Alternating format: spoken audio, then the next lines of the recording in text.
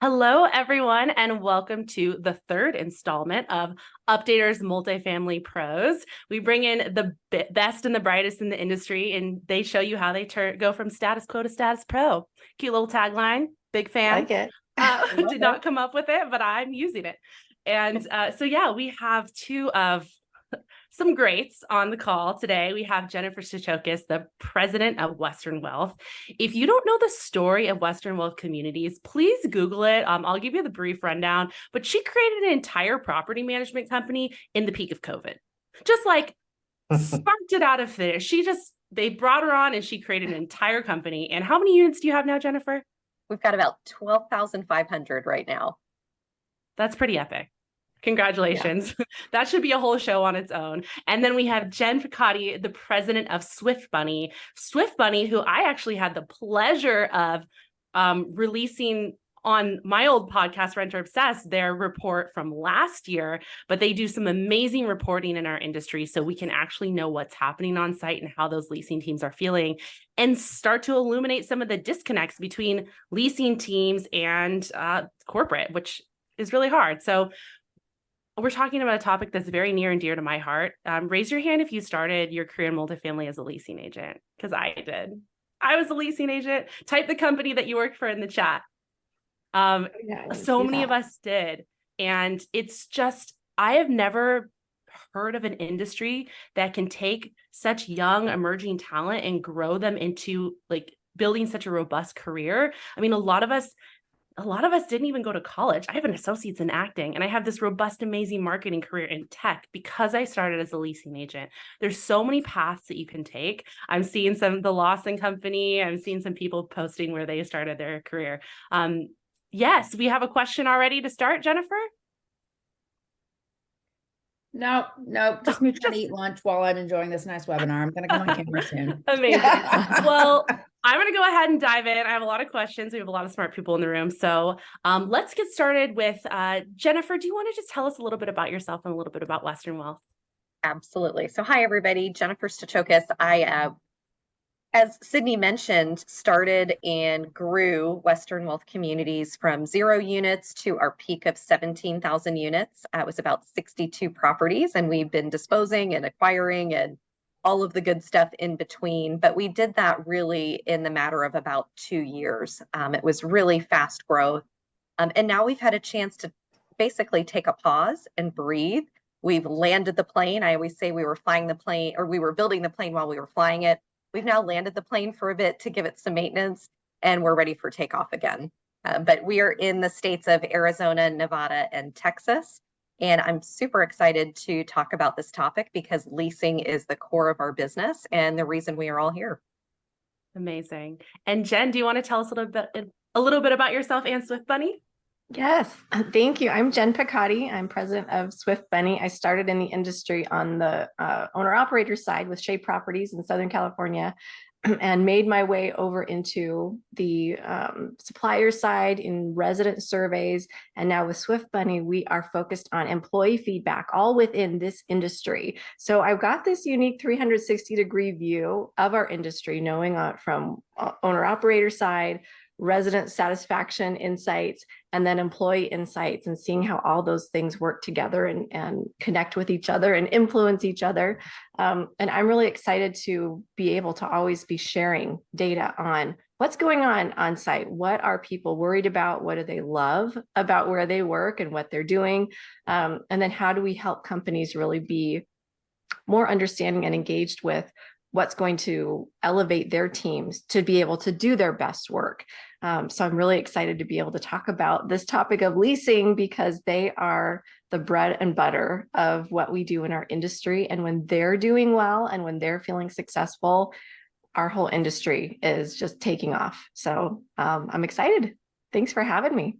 Of course. And you just released your 2023 Employee Risk Report, which we'll talk a little bit about today. And we'll also include a link so you can all download your own copy in our post-show little recap. So let's dive in. Jennifer, I'll call you Jennifer and Jen. So it's some of the best people in my life are named Jen and Jennifer. I'll just have to say that. What are some of the biggest challenges for your on-site teams right now, Jennifer? Sure. There's a lot of challenges coming at our on-site teams. I would say there's really a different level of resident right now. So as we went through COVID, we had more people living at home and spending more time at home. And so we're finding that our residents are much more demanding, and they certainly are expecting answers ASAP. So that's one thing that we're seeing. I would also say there's this just new and existing technology. So as a newer management company, we had to roll out a lot of new technology all at one time, and it can be very overwhelming. So now we consider that our existing technology. And as many people know on this call, we're constantly getting bombarded with new tech that's coming into the space. And we're really selective on what we can actually add to our portfolio and what we need to wait on. And then I think the last thing that really is the challenge that we see on site is there's a competing demand between the technology and trying to leverage technology on site, but also maintaining that human touch.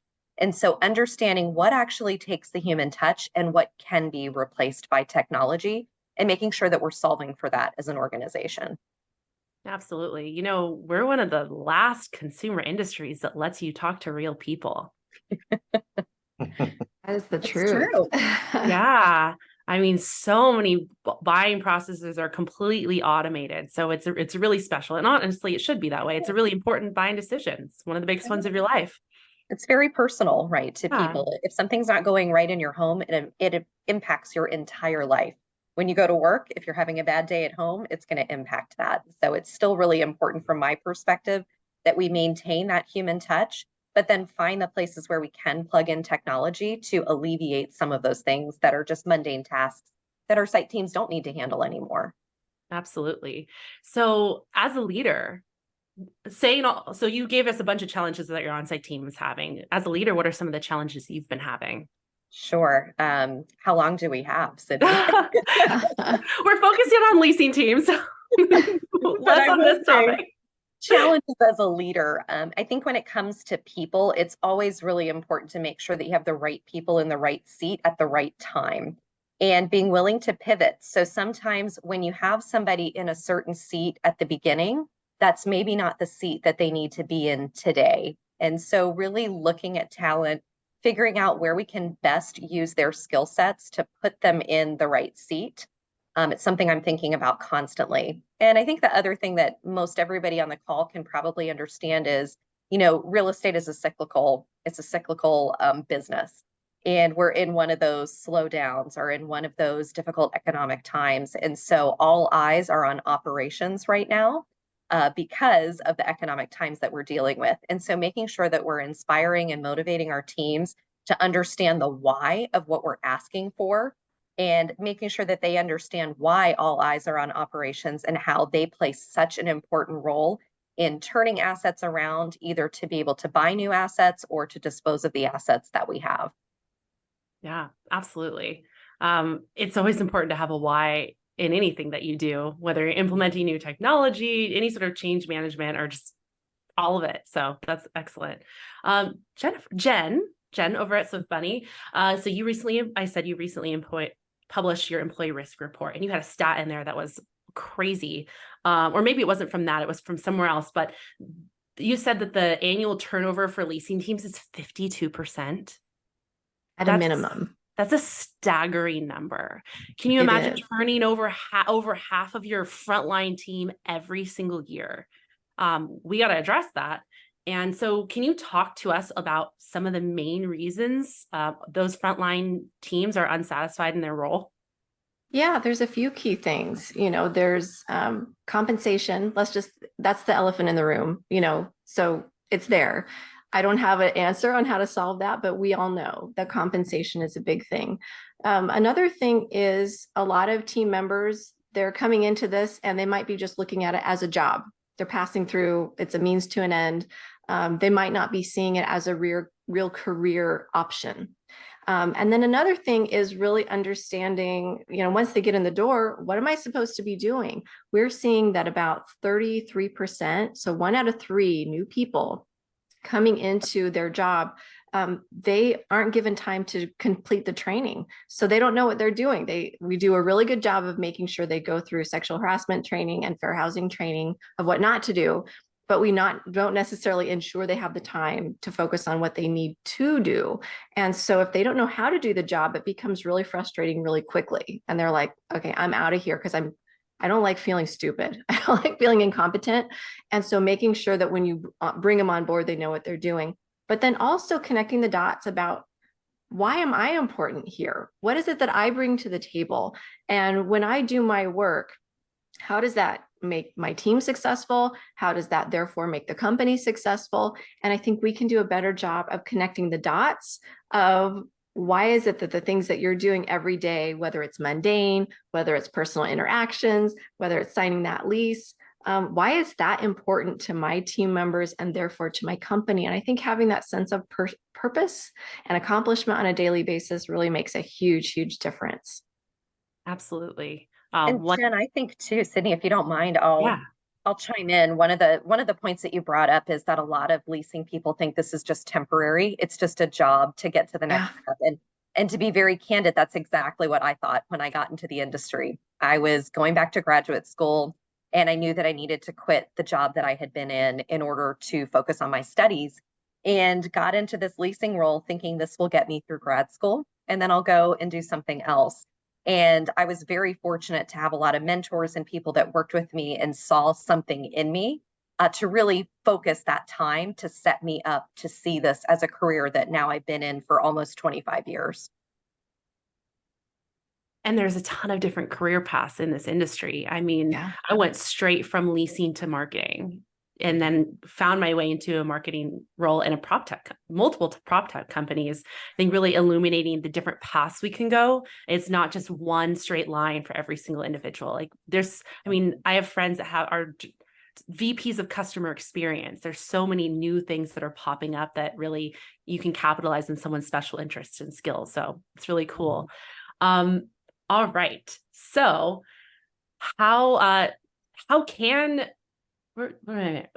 these companies motivate their teams, Jen?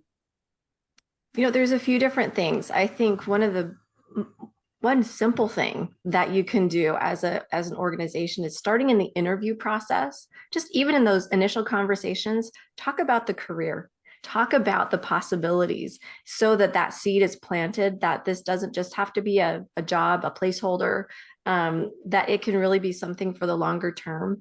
I think another thing is really looking at the onboarding process. What do we have in place to make sure that people have the time to do the training if it's online, have a buddy, a mentor, of someone that they're paired up with, so that if I don't know what I'm doing, if I don't know how to log on to this technology or which button to press, I can call someone. I have a name, I have a number, and I can be like, okay, I know I've asked you this 5 times, but what do I press again? We need to have that person as a new employee until we get the hang of things.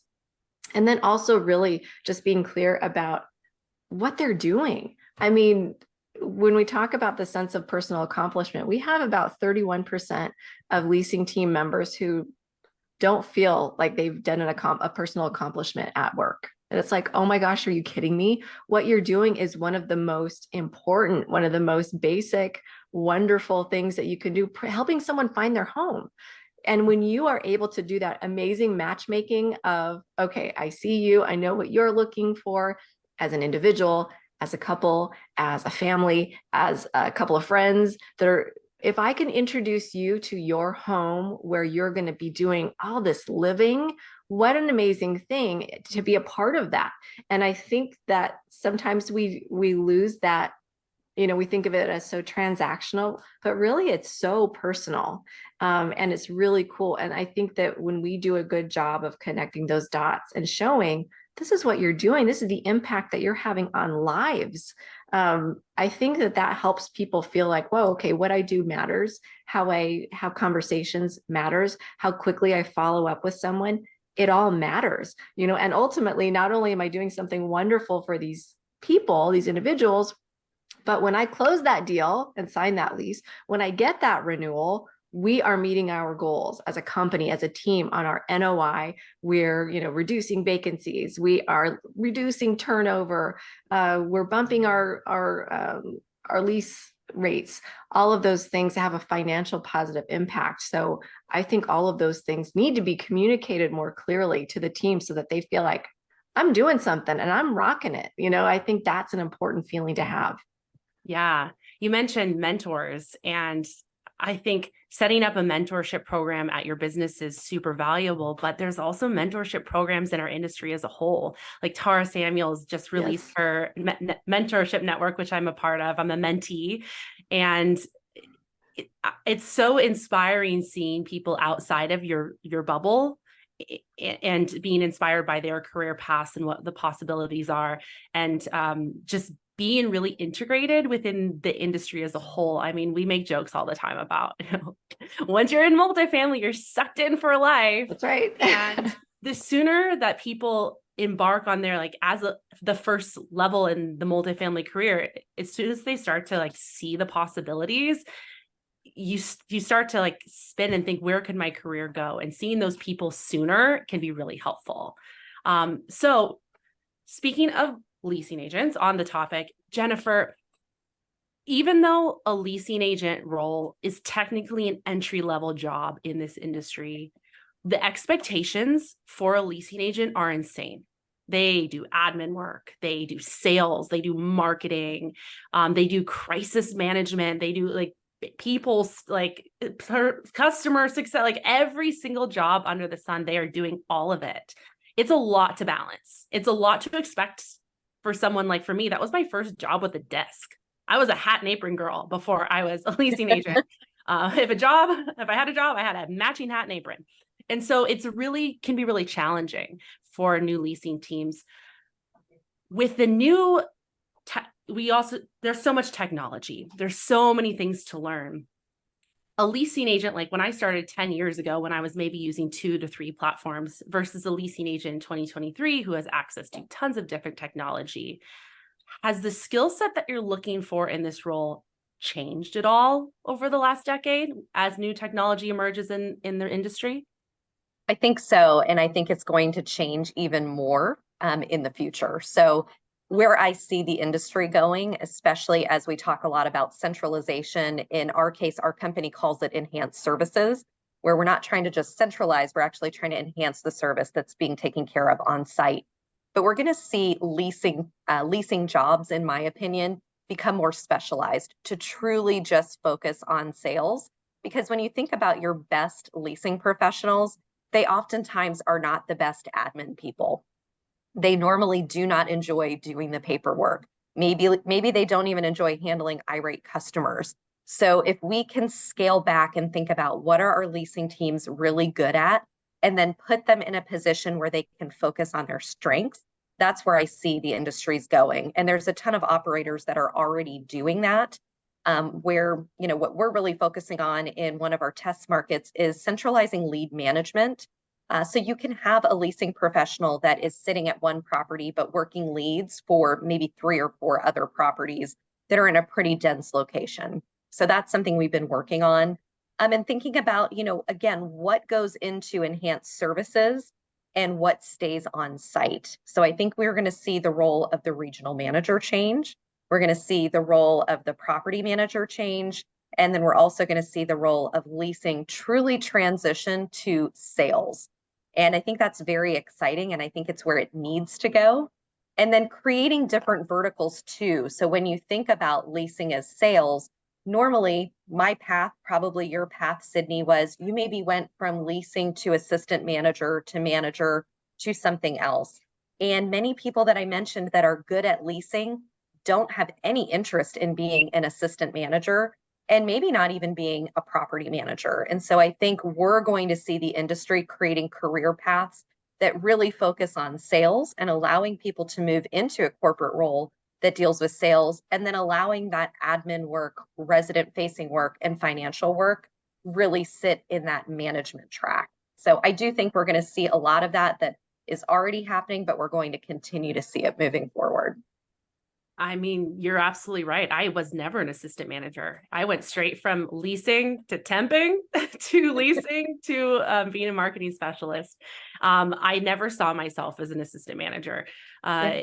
And you'd be hard pressed to find a really good salesperson that enjoys paperwork, I'd say. I've worked with a lot of salespeople over the years. I've been in sales myself, and yeah, it's not the most exciting, but some people love it. And some people love the routine. You put on a good podcast and just like crank out the work. So really, there's so much opportunity in our industry to build career paths for personality and skill sets. So, so you mentioned kind of specializing more by having one group focus on more admin work, resident facing work, and one group focusing more on sales.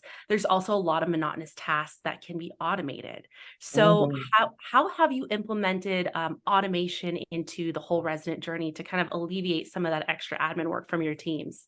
Absolutely. And it's something we've been focused on for quite some time. So, we've always been doing the chat bots since they came out to try and handle that way. But what we've been solving for is, instead of having a contact center and knowing that our teams can't answer the phones 24/7, we did implement a voice bot. And where we found that we kind of stumbled over ourselves is we only implemented the voice bot. And the minute that they asked to speak to somebody, there was this drop off in service. And so we went back to the drawing board and said, we see value in the voice bot, but we need to have a backup plan. So in case somebody on site is not available and able to handle that call, what's going to happen to that lead so it doesn't die? And so then we were able to create a partnership with our lead nurturing product to make sure that there was the pass off from the voice bot to lead nurturing, or even if our teams took it from the voice bot, that then there was also an automated system that continued to follow up and nurture that lead until we could either schedule the appointment or actually get them to sign a lease. And then we also layered into that whole ecosystem our social connection. So we utilize a tool where the existing residents can then talk to that potential lead and talk about what it's like to live there. And so all of that is automated, where our on-site teams don't need to step in and activate lead nurturing or activate that social connection. It's happening through the integrations that we put into place.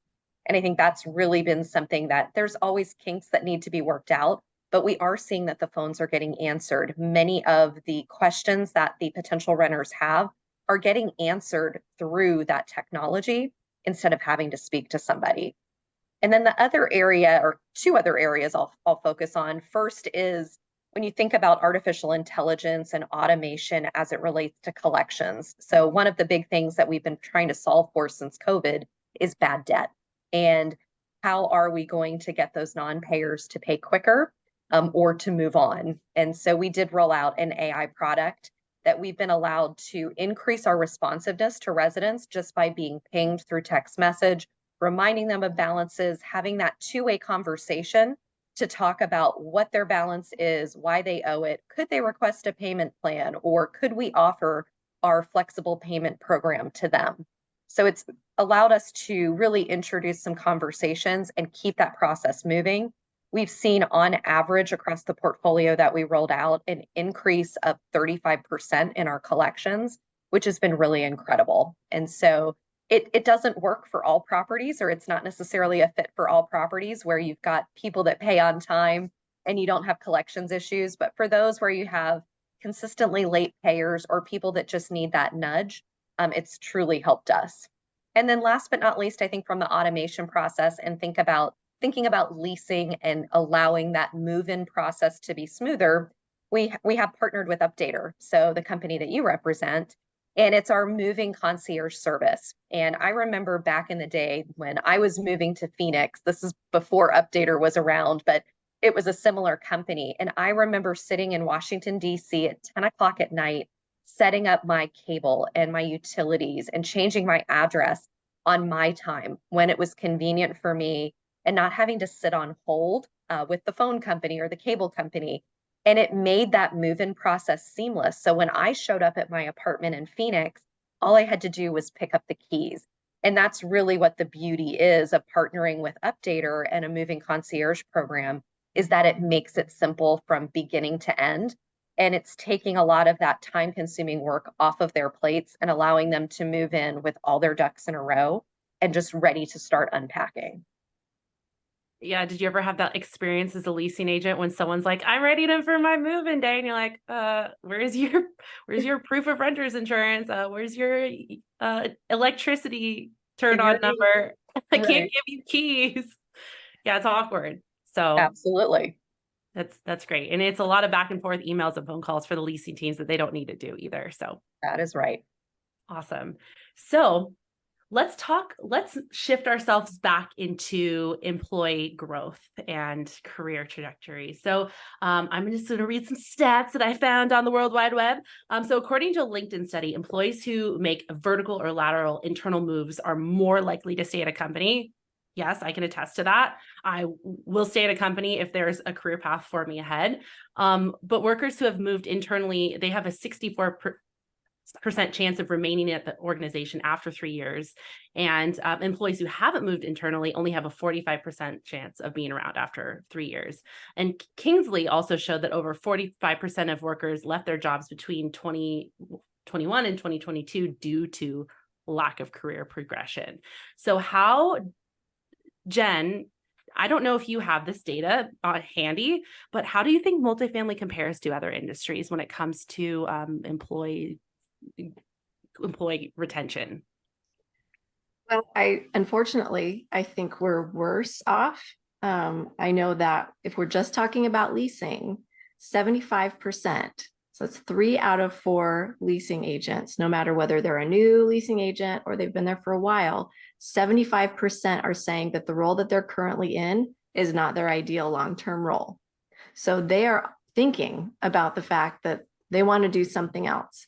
We also know that about a third of leasing agents, they don't know what their career path options might be. They're really unclear about where they could go within their own company. Okay, so you've got 1 out of 3 saying, I don't know how to progress within my company. We know that 75% of them are saying, I want to progress, I want to do something different. So we need to kind of fill in those blanks. One of the biggest issues that we see within a company that's a really simple solve is about 31% of employees, they don't know when there are job openings within their existing company. So they don't even see what's open and available. We don't do a good job typically as organizations saying, hey, here's what's available. What are you interested in? So one of the simplest things you can do on a practical basis is if you're a company that sends out regular emails or regular communications that say, hey, do you know anyone who might be interested in these roles? Make one simple tweak and just say, are you or anyone you know interested in any of these roles? And it's a really minor tweak. It's a very small, subtle thing. But when you say, are you or anyone you know interested, it lets them know, hey, we are actually interested in knowing what you'd like to do. We're interested in promoting people. We're interested in providing progression for our team members. And they might not have been aware of that before. So the other part of that, a lot of companies are nervous about saying, hey, here are all our openings. Let's tell all of our internal people, because we're in a situation where we need absolutely every single person that we have in exactly the role they're in. And so there's this hesitation to say, okay, here's what's open, because we're afraid of losing a person. Even if we're not losing to them to somewhere outside, we're afraid of losing that role within our company. But the thing is, you can either provide the opportunity and have them move internally, retain that historical knowledge, retain those relationships, retain, all of those things internally, or they're going to leave anyways because they'll have found something externally. So even if, let's say you've got a leasing person and they see that there's a job opening that they're interested in, and let's say they throw their hat in the ring internally and they're not ready. They're simply not ready. Just because we're promoting our internal availability to our people, it doesn't guarantee that we're going to promote from within. However, it can really spark some great and fruitful and productive conversations, because as a supervisor, I might not know that this leasing agent is interested in marketing, is interested in training. But now we can have this conversation. And now as opportunities come up, I can say, hey, let's get you training over here, or let's have you sit in on this meeting, or let's have you be a panelist in this project. And you can start developing people internally. There are some companies that do such a great job of, prepping people and saying, okay, what is the path that you're interested in? What are the pieces? What are the skill sets that you need to get over time to be ready for that next step? And you can really see the engagement and the longevity and the increase in tenure of these employees who see, all right, there's a path for me here. There's somewhere I can go. They're going to stick around. When they see that companies are investing in them, by and large, people are going to reinvest back with their time and with their engagement and with their tenure. Yeah, absolutely. I totally agree with you. When I was a leasing agent, I proactively expressed interest to my regional about getting into marketing, and I got to shadow a brand new marketing associate for the day and learn all about like how Greystar does marketing from that like first entry level marketing role. And it was really valuable for my career, and I felt really respected and excited about that. I have a question in the Q&A. It's for Jennifer, but we can bring it up to anyone, like type in the chat too if you have any recommendations. Jackie Hagan said, do you have any books you might recommend related to the industry? Keep being so inspiring. So related to the industry, not necessarily property management books, but things that I really focus on and read. And for anybody who's heard me speak, I'm sorry that you've heard this, but I am a firm believer in the Daily Stoic. I read it every morning. I read the actual book. It's a page a day for each day. And then I also get an email every day, and it really keeps me centered and grounded. And I just read everything I can get my hands on. And I have a couple of my team members that are constantly sending articles to help grow and motivate. But I do a lot of reading on LinkedIn through articles, and I'm on quite a few mailing lists of things that I'm reading as well. Sometimes nice to just start your day, the first 30 minutes or 20 minutes of work, just getting inspired by all the great content out there. That's right. Helps me come up with what I'm going to do that day, or maybe I'll bring a message into a meeting or something. I follow some really great content marketers that I nerd out over. So yeah, it's a great idea.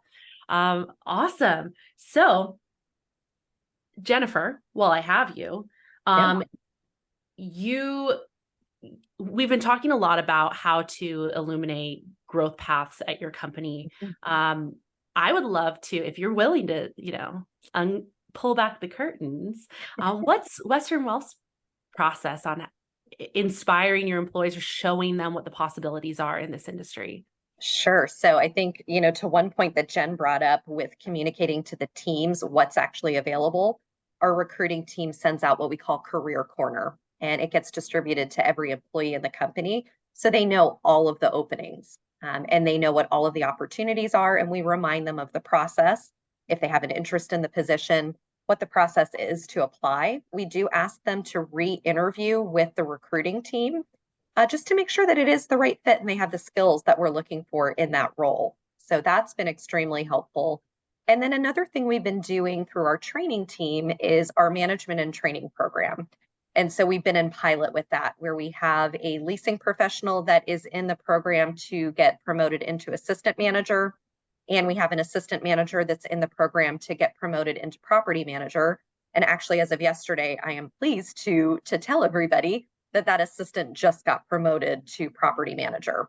So it's very exciting, where they're going through every single component of what the next step looks like and getting hands-on training with multiple people within the organization, be it department heads or mentors of other managers that they would be working with. So I think that's something that moving forward, we will continue to expand. And that allows people to see that we're not promoting people that maybe aren't ready, I think to your point, Jen, but giving them the tools and allowing them to know what it's going to take to be prepared and get ready for that next step. So when they step into that role, they're not completely overwhelmed and then feeling like they're being set up to fail. I think something that I've always learned, and I talk a lot about, is that it's more important to listen than to talk as a leader. And what I've found is just by listening to on-site team members or to anybody in the organization on what motivates them, what's important to them, and keeping those little bits of nuggets in the back of your mind. Maybe it's a place that they want to move to eventually.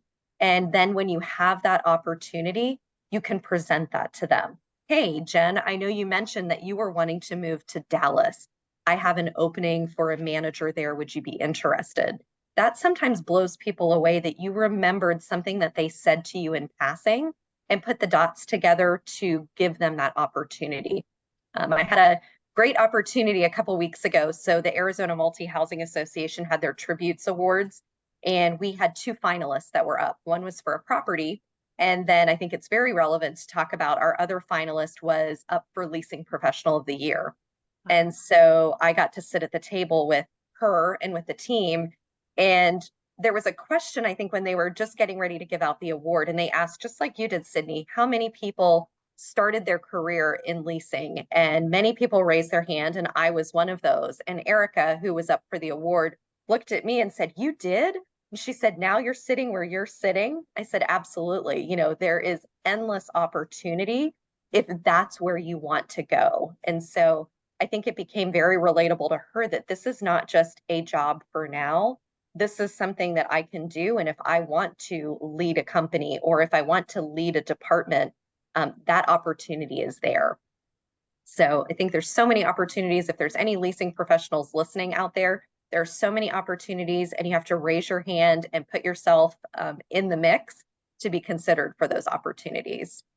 And then I think one other thing to think about too, you know, talking about pivoting and really looking at right people in the right seats.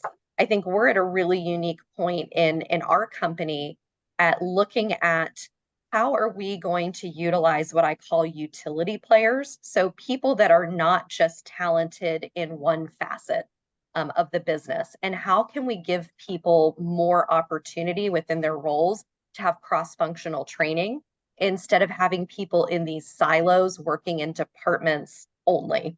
And I think that's the challenge that I have laid out ahead of me, is to really figure out what that looks like to shake up our organization and really put utility players in place so they can have cross-functional training and be able to really support the business better.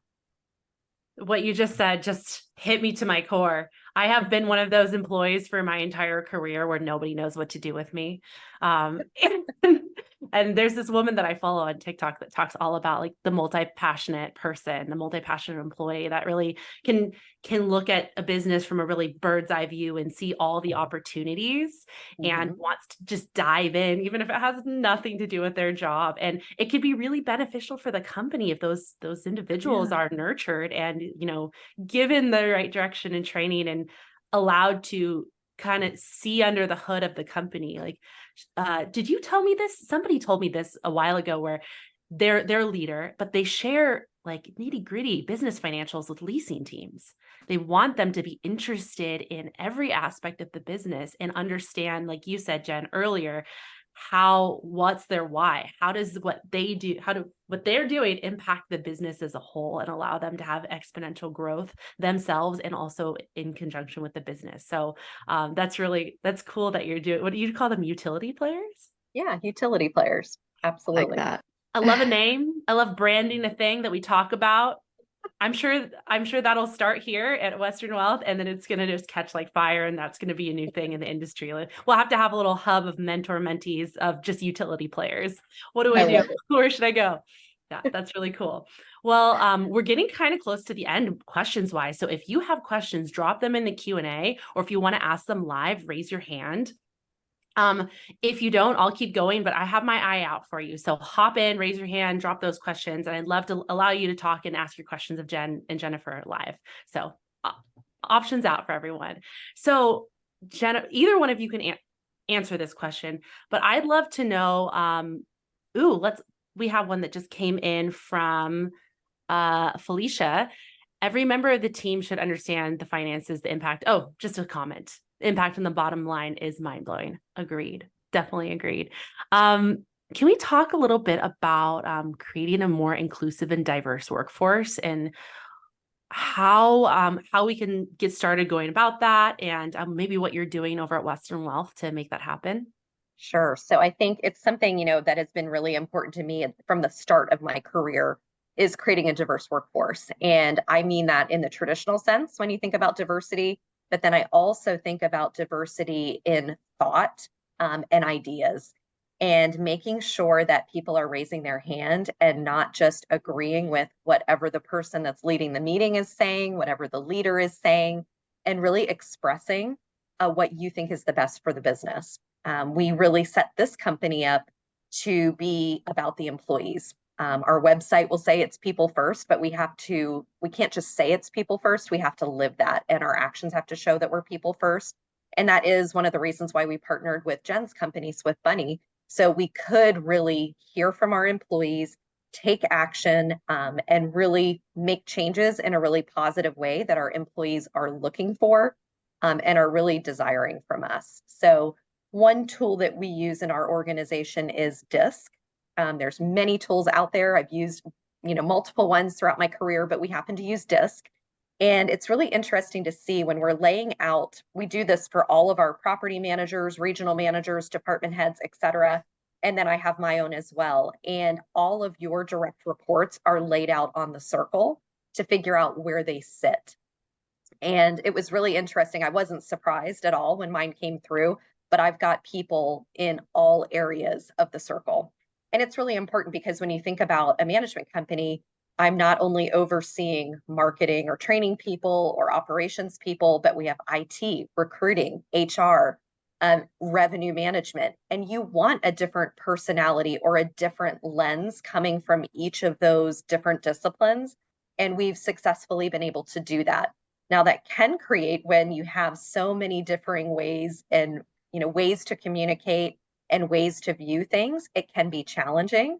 But then it comes down to communication and understanding where somebody else is coming from and understanding how you can communicate better and how you should approach them based on where they fall in the DISC. And so I think that's been extremely beneficial for us. It's always a work in progress, right? So anytime you're dealing with employees and different methods of communication, it's going to be challenging, but I think we have the tools in place to be able to assist in that. Excellent. Do you have anything to add to that, Jen? Yeah, I think that this is a conversation that is truly needed in our industry to continue. I think that we've had some, when it comes to diversity and inclusion and belonging, I think that's a big part too, is making sure that, yes, we need to have this conversation about what does our workforce look like? Does our workforce look like the communities that they're serving? Does our leadership have a variety of thoughts and approaches and looks and feels and where they're from and backgrounds? Because that's something that we know in our industry in particular, the higher up you get in the leadership, we tend to look very, very much alike. So how do we start the process so that more voices, a variety of voices, are being brought into the conversation and are being given opportunities? And I've really, within all of our studies, we've done the diversity and inclusion survey with NAA over the past couple of years and learned a lot about perceptions in our industry and experiences and realities in our industry. And I think that one thing that every company can be doing is, at a very minimum, are we actively and purposefully ensuring that every team member feels like they belong? First and foremost, that you belong here. We like you, we appreciate you, we value you, you belong. And we're interested in what you have to say. We're interested in the experience that you bring to the table. What have you been through or seen, whether this is your first job or your 20th job? You've experienced life. You've been a part of a team. You've been a part of a family. You've been a part of an organization in some way, shape, or form. And what have you seen that works? Or what kind of insight do you have from how you talk to people, how you interact with people, the technologies that you've grown up using? There's all these different things that people bring to the table as unique individuals. And if we can help people feel like you belong and you're valuable, and the people who have positions of authority, who can open doors for other people, who can invite people into the conversation. We get used to having meetings with people who tend to think similarly to us, and it's comfortable because we can predict what they're going to say or how they're going to behave or what they're going to bring to the table. But if we can actively notice, all right, I'm bringing the same people into this conversation, we need to shake things up a little bit. Let's invite some more people. Let's open the door for a few different voices to come in. Might be a little uncomfortable because they may have a different point of view than we've dealt with before or that we've been willing to listen to before, but it's valuable because it helps us grow as an organization. It helps us make better decisions, and it helps support our teams and our residents in a better way that's going to be beneficial ultimately to the bottom line of the organization. So as an industry, as if we can be way makers, if we can be conversation starters, if we can ensure that every team member does feel like they belong, I think that that's a huge step forward. We've got work to do, but I think we can make progress. Yeah, absolutely. We had an excellent question come in the chat by my boss, who I want to give a shout out. She is one of the best bosses, if not the best boss I've ever had in my career. She's excellent at nurturing her teams and really showing them the future of what their career could look like and inspiring them, giving them a really good view of the business as a whole and the future of the business. It makes you feel like you're part of like the next Amazon or something. So I would love to invite her on, Jenna, to ask your question to the group.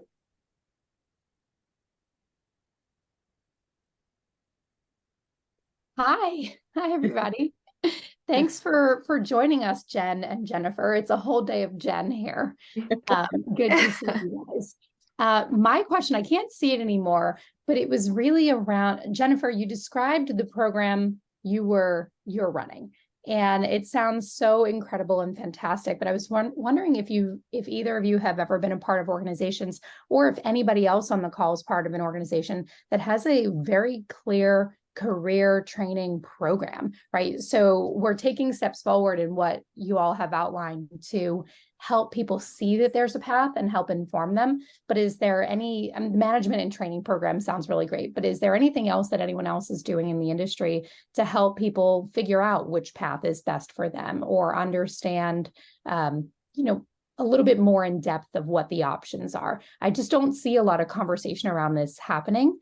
And I think it's really interesting. As for Sydney and I, we're in marketing. This is what we do. There is a very clearly defined path, but for leasing agents, it doesn't seem like, it's a big topic of conversation. And that's a great question, and I can answer it. And then Jen, if you want to tag on too, and I think where we really fall short, and I mentioned it earlier, is that the career path is normally to become that assistant manager. And so we are working with leasing people to move them to the assistant manager role. But I think that is going to completely change as we start morphing and piloting different things within our organization, that you may not go the path of leasing to assistant. You may now go the path to leasing manager or sales manager, and move through that path. And then as we grow our enhanced services platform on the leasing side of the business, there will be a growth path there. And then when we have our enhanced services program that handles all of our admin stuff that we've pretty successfully rolled out across the majority of our portfolio, there is a career path now where you may go leasing to assistant, but then you may realize that you want to go assistant to that centralized function, handling a lot of those admin tasks. So I think it's still a work in progress. I think much of the industry is still putting people through the traditional career path, but I see that definitely changing moving forward. Yeah. We've seen some really, oh, go ahead. No, you go for it. We've seen some really great and creative and practical programs be put in place, like the Bainbridge companies. They're one of our clients, and they have a pathways to promotion program. And so anyone can apply and say, I'm interested in X. And they work with someone within the organization to map out what are the steps, what are the skills that you need to acquire in order to be qualified and be ready for that type of promotion. Doesn't guarantee they're going to get a spot necessarily, but it shows that if there's an opening, when they're ready, they're going to have kind of like the first shot at being able to interview and get that role. And then they make a big deal of it when someone has finished their pathway. It's all over social media. It's promoted internally, like, yes, they've finished their pathway. And then when that person does get to step into a new role and they are actually promoted, all over again, it's promoted on social, internally, they celebrate these people. So they make it a big deal. And the more they publicize that, it reinforces to the internal team, like, oh yeah, well, how do I progress? And I want to apply now for a path to where I want to go. So it kind of self-perpetuates, which I think is awesome. And another group that I think is doing a great job, I just saw a post the other day, the Morgan Group, another one of our clients, they've been wanting to define, well, what is it really like to be this type of role or this type of role? They just posted a day in the life. I think one of their leasing teams put this almost like TikTok or reel together that shows, here's a day in the life of a leasing agent. And it just shows the different aspects of, prepping the clubhouse, setting up their desk, doing some marketing, like putting together a reel that they're going to post on social media. It shows all these different facets of their role. And I think they're doing that for each type of role within their organization so that team members can look and see like, ooh, leasing looks cool, or marketing looks cool, or being a property manager looks cool. I want to aim for that. How do I get the steps? And they can begin that conversation. So I think just, those baby steps, but having leaders who are willing to have those development conversations is step one. And then you can start filling in the blanks of how do we get there.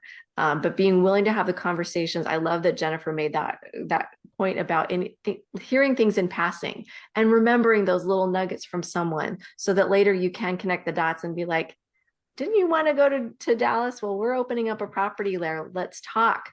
Like, what an amazing thing as an employee to feel heard and to feel like, all right, there's possibilities here, and there's a pathway, and someone's willing to help me like forge that path.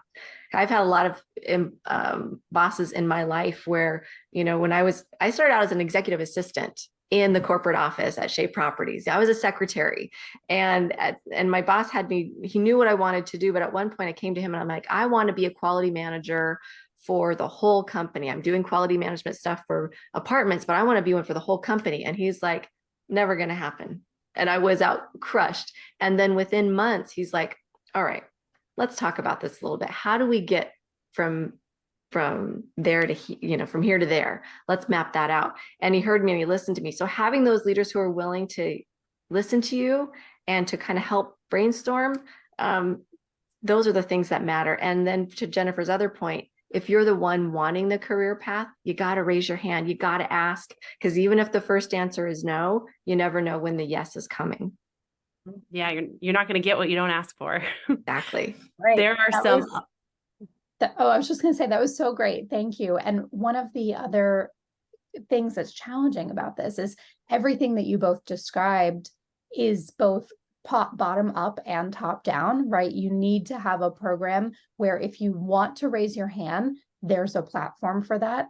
And the leaders also need to be looking out for people who have the motivation and have the drive and are the multi-passionate people that Sydney was talking about, but they might not necessarily be knowing how to raise their hand. So you really have to, I think that's part of the challenge here, is building a program that comes at it from both angles and provides a platform for both parties to raise each other's hands essentially and say, I'm interested, or I see that you would be a good fit for something. So thank you.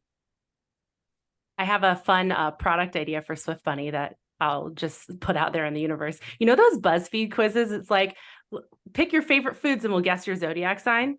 What if you created a quiz that was just open and it's like, describe your personality and what you like to do, and we'll map out a career path for you. And you could take all the cool new career paths at all these different companies and just like, oh, you're really interested in technology. Cool. You're going to move to IT. And then I don't know, just fun. I love it. Social media game.